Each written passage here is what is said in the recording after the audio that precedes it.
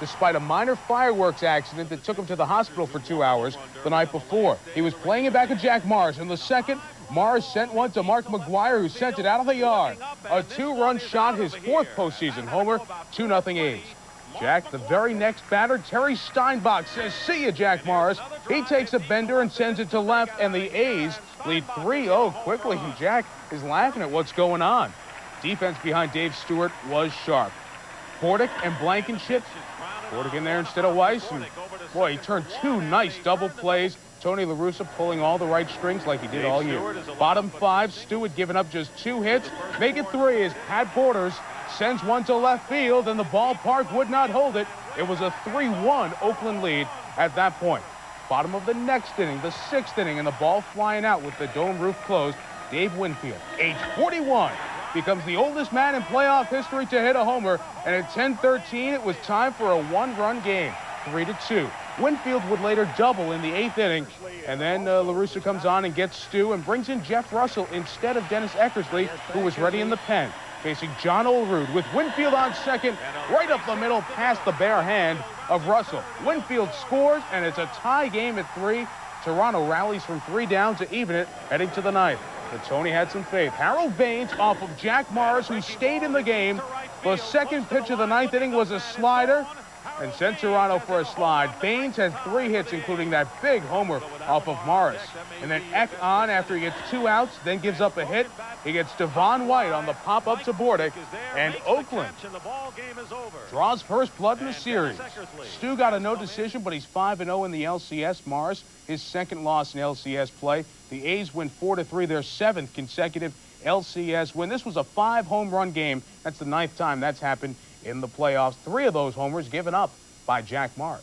Couldn't do it in game 1, but Cone came out firing in game 2. Here's the leadoff batter, and against Ricky Henderson, the curveball, and then Ricky misses the fastball, and then a breaking pitch on the outside corner, and Ricky was out of there. That's how tough Cone was all night. No score, 5th inning. A's have runners at 1st and 2nd, 1 out. It's a double steal, and the pitch gets away. Willie Wilson is coming all the way home as the ball rolls into the dugout. But Larry Young ruled that because the ball went into the dugout before Wilson circled 3rd, he could not score. That's Rule 705H in the baseball rule book, which allows just 1 base once the ball is ruled dead, and Pat Borders wisely did not touch it as it rolled into the dugout. So the A's do not score as Weiss strikes out, and then Henderson got nothing, and the Jays' joint was jumping as Cone got out of trouble, still scoreless. Bottom of the 5th, runner at 1st, Kelly Gruber, facing Mike Moore, and it's up there, it's out there, and it's a 2-run homer there, his 1st in the postseason. This is 12th game starting in the playoffs for the Jays, and Gruber knew it was gone. He also had a double and later scored to make it 3-0. Top of the 9th, 3-1. Blue Jays hanging on with a runner at 1st. 1 out. Mark McGuire hits one up there, out there, but this ball is just foul. Would have tied the game. Cone watching Henke get it done. McGuire would fly out to make it 2 down, and Willie Wilson grounds out to end it. The Jays hang on 3-1. Cone and Henke finish it off. Cone pitching well enough to get the Jays their first playoff victory in quite some time. The Jays snap Oakland's 7-game winning streak in the ALCS. The A's did steal 6 bases, tying an AL playoff record that they set against Toronto back in 1989. So the series even heading back to Oakland after Cone handcuffs the A's. To 400, so he's a big threat.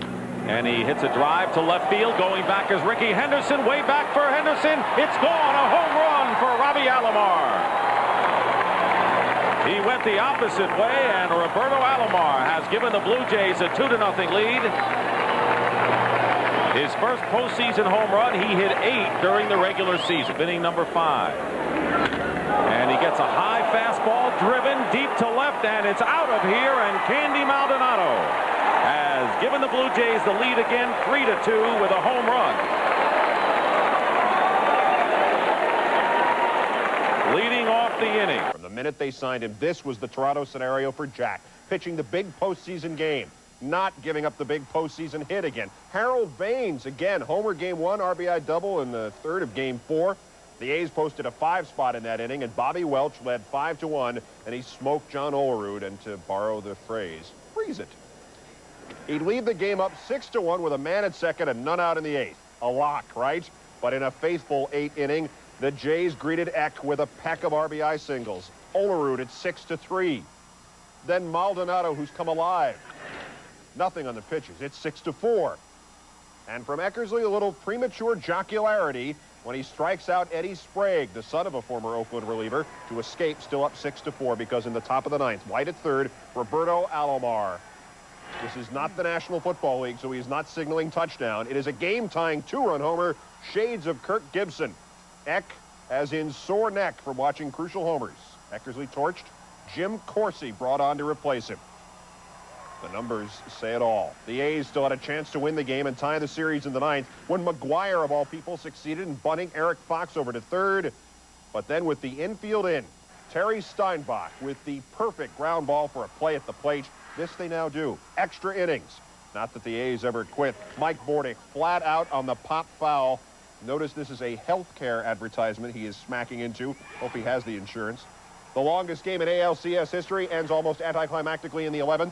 Derek Bell walks, singles to third, and then with one out, the Pat Borders sac fly scores him. The Jays are just one win away from their first World Series. Of course, the last time the Jays did lead a championship series, they led it 3-1, 85 against KC. Number of players left over from that team, 4. Mullenix, Steve, Henke, and Key. About the Eck, you noticed a little difference in him this weekend from, say, the regular season? You weren't the only one. Live Monday in Oakland, David Cone, Kansas City native, on the mound. Runner on, Ruben Sierra says see ya. A shot to right field, a 2-run homer. Sierra is coming through in crunch time, hitting .368 in this series. It was 2-0 Oakland. Bottom of the 3rd, that's the score. Ricky Henderson at first. Now, David Cone's one of the easiest pitchers to run on. They almost got him the first time. Cone tries to keep Ricky close and throws it away the second time. Past John Olerud with all the room at the Coliseum. Ricky gets quickly to third. Next batter, Jerry Brown. Starting at third for Carney Lansford, who was dinged up, and Brown delivered. An RBI single scores Ricky. It's 3-0 A's. To the top of the 5th, the Jays are threatening. It's 3-1. The tying run is Robbie Alomar at the plate. What a great play by Mike Bordick. He's 1 of 17 at the plate, but doing the job at short, and he gets Alomar there. Still 3-1. Runner on, and look at Ricky bunting him over and bunting for a rare bunt single. Runners at the corners with the A's up 3-1, bottom 5. Brown again, hit and run to perfection. Base hit to right. Blankenship scores to make it 4-1. Joe Carter's throw gets away from Kelly Gruber. Ricky scores all the way from first. 5-1 Oakland. Top of the 7th, Jays down 6-2, but threatening. Would it be shades of Sunday when Roberto Alomar had the big hit? The 2-run homer off of Eckersley in the 9th to tie the game that Toronto would eventually win, a dramatic win. Would he get the big hit again on Monday afternoon? Not this time. A line drive, double play. Blankenship starts it, and Stu finishes it. The guy who started Game 1 started Game 5 and finished it. Gets Pat Borders to close out the complete game effort, and Oakland gets out of there with a win. 6-2 the final. Sierra had 2 hits and 3 RBI. Jerry Brown 4 for 4. Now, Devon White had 3 hits. Dave Winfield had his second homer of the series in a losing effort. Oakland scores 17 runs in 3 home games, but gets 1 win, but the one they had to. For the second straight day, the Toronto starting pitcher didn't have it. Game 6, Mike Moore took the hill for Oakland. Bottom of the 1st, Devon White, who was okay after a car accident on the travel day Tuesday. He lifts a lazy fly to left. Ricky Henderson has to hustle. He gets there, keeps his eye on the ball, but just plain drops it. Devo was hustling. He's on second, and that would set the tone for the rest of the day. 2 hitters later, Joe Carter, 1 RBI in the ALCS. See you later. A shot to center field that Willie Wilson will go back, but not get. And the Jays had a 2-0 lead after 1 in Sky Dome, and they were ready. Bottom of the 3rd, after intentionally walking Dave Winfield, John Olerud, the lefty, comes up and puts one just inside the right field line. Robbie Alomar scores 3-0. Next hitter, Candy Maldonado. The shot to center field, and the ballpark would not hold. A 3-run blast that put the Jays up, and they were cruising from there. A big inning with the intentional walk right in the beginning of it. Juan Guzman pitched very well with the big lead. 2 runners on in the 3rd. He gets Ricky lunging at the splitter. In the 5th, 2 on again, and Guzman freezes Ricky. He was in trouble in the 6th, got out of that. He struck out 8 on the day, and the fans were counting the Ks and counting the outs to the World Series. 2 outs in the 9th. The bench is excited. Tom Henke facing Ruben Sierra, the lazy fly to left. Candy Maldonado squeezes, and the celebration begins. 16 years after they opened it up on a snowy day in Exhibition Stadium, they beat the Oakland A's. Cito Gaston The AL pennant has a maple leaf on it. As the Blue Jays will make their first appearance in the World Series, the first time ever a Canadian team will go to the series. Juan Guzman doing it on 3 days rest in the 9-2 win. The Jays scored first, and like every other game in this series, the team that scored first won, and the Sky Dome celebration rolled on. And that's a deep drive to left field. Gant watching that one go. The first run of the World Series comes on a home run off the bat of Joe Carter.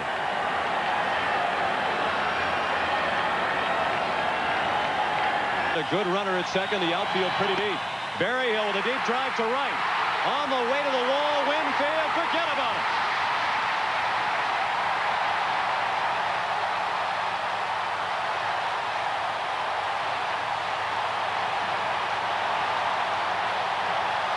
And let's head to Atlanta. Some good defense from the other Braves outfielder. The right fielder this time, Dave Justice, robbing Devon White. Braves preserving a 1-0 lead in the top of the fourth. With Robbie Alomar on third, John Smoltz, who led the league again in wild pitches, uncorks this one. Alomar tries to score, but he is meat at home. But check out the replay. Watch Alomar. The left hand is in there. They blew the call. We move on. The Braves led 2-0 in the fifth. Jays runner on first and second. David Cone, the only man with more than one base hit on this evening. To left center, Pat Borders scored. Manuel Lee goes to third on Sid Bream's throwing error. Lee would later score to tie this game at 2 apiece as he limps into third. The Braves strike back. Sanders on third. Dave Justice, base hit to right. Here in the bottom of the fifth, the Braves led it 3-2. They would lead 4-3 in the top of the eighth, 2 on, 2 out. Jeff Reardon on to face Kelly Gruber, and down he goes, looking to end the eighth. Gruber argues, but to no avail. He's now hitless in his last 22 postseason at-bats. Top of the ninth, Derek Bell walked with 1 out. That is Ed Sprague, and that ball is history. A 2-run pinch hit homer off Reardon, and the Jays led 5-4. Reardon fails to close it out for the Braves. Would divine intervention help tonight? Not this time. Tom Henke gets Terry Pendleton to pop out to Gruber, and take that, Braves fans, he says. Final score in Game 2. The Blue Jays dramatically win it 5-4 on the 2-run homer in the top of the ninth by Ed Sprague. By the way, that homer was the first pinch hit homer for the Blue Jays in 1992. Game 3 happens Tuesday night in Toronto. Juan Guzman and Steve Avery, but... And they did. But some fans still had hard feelings about the flag flap. To the game bottom 3, where history is made by Kelly Gruber. Yes, with this ground out. Gruber 0 for 23 to break the record, beating out his teammate Dave Winfield. Top of the fourth, Deion Sanders getting the start. Prime time with the chopper. Sanders is safe. Sanders was on base 3 times in this game. 2 batters later, 2 on. Dave Justice just smoking one to center. Devon White, the 3-time Gold Glove winner, makes what he calls the most important catch of his career. That's 1 out. Then Pendleton outruns Deion on the base pass. That's an automatic 2 outs. And then Gruber goes for here, the triple play and the tag of Sanders. Hey, it looks like he's out. But what do you know? The call is safe. It would have been only the 2nd triple play in World Series history. Bottom of the 4th, scoreless game, not anymore, thanks to Joe Carter, who hits it out, his 2nd home run of the series, 1-0 Toronto. Top of the 6th, the other right fielder on the other team, David Justice, singling home Deion Sanders. We're tied up at 1.